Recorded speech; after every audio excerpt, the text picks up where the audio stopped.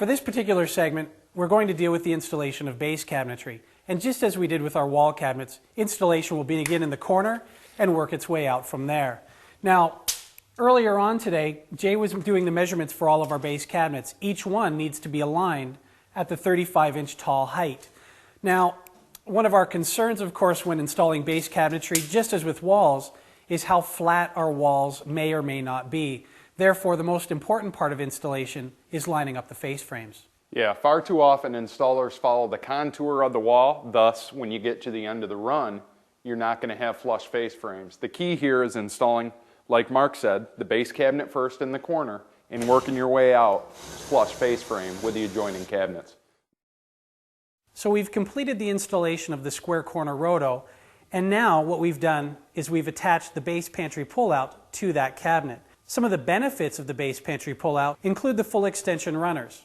The full extension runners allow us visibility to all items inside of this cabinet, and then once inside, we have adjustable shelving for flexibility of storage height. Each shelf also has chrome rail sides to prevent items from falling off of the shelves. An alternative cabinet to the square corner roto is the blind corner cabinet. This particular item has an area of the cabinet that will be seen after the installation and an area that may not be seen once other cabinets are put into the cabinet run. This item also comes with a filler and an overlay filler with it as well. What we do is we install this cabinet to one wall. It does have what we call a pull distance, which is the distance it is away from the adjacent wall. And then what we do is we install the filler to this cabinet along the pull panel, and we install it directly adjacent to the face frame of the next cabinet that will go in the run. A lot of manufacturers would have you purchase the cabinet and the filler separate from one another.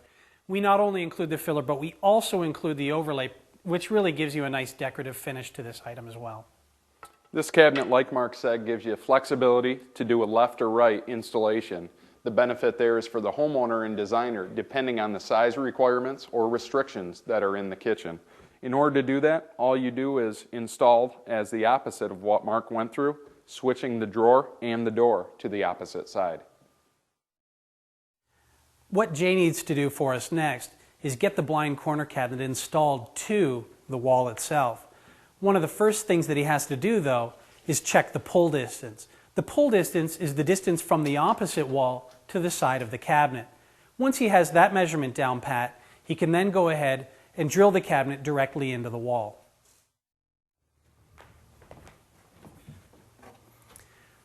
The next step, now that we have our blind corner cabinet in place, is the installation of the base 18. As preparation for this, Jay has pre-installed the overlay filler to the filler, and he's attached the filler itself directly to the face frame of the base 18. Now all he has to do is take the screws and attach the blind corner through to the filler itself. So what we're doing now is completing the run of base cabinets. Adjacent to the blind corner, we've put the base pantry pullout in.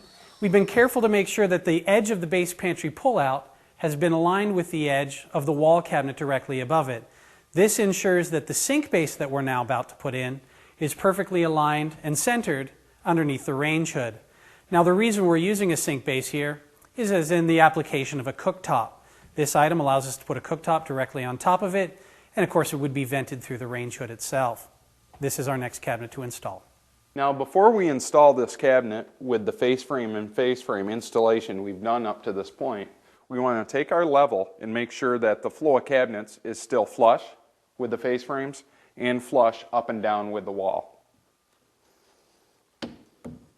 So what Jay's doing here is checking that the cabinet is plumb. That's the alignment of the cabinet up and down. It needs to be accurate. If it's inaccurate, he's going to need to use a shim in order to correct that.